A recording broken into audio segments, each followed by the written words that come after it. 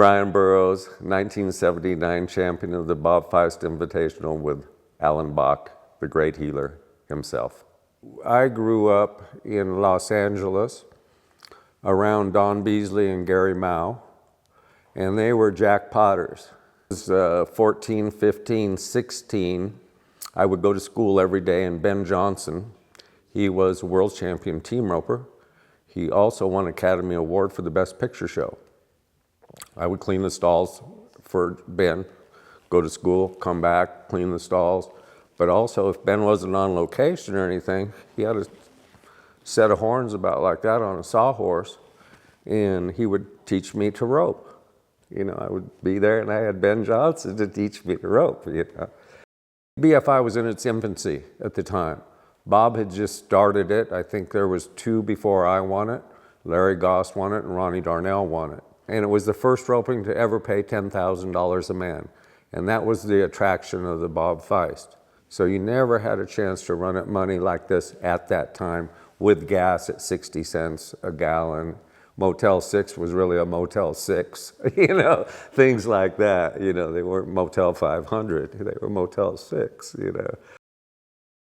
It was a 35-foot score, so you would nod your head and you would wait, and you would wait, and you would wait, and you would wait. I had a job to do. Alan had a job to do. I had to get out of the barrier and rope 2 horns. Alan had to rope 2 feet. We came back high team. I think Doyle and Walt Woodard were the team right before us. By the time we rode in the arena, we knew all we had to do was knock him down, you know. Beat 9, 10, 11, 12. We were going to win the roping. I asked for this steer. The steer ran hard to the right. And when I rode up on him, he just took his horn and hit it behind his shoulder.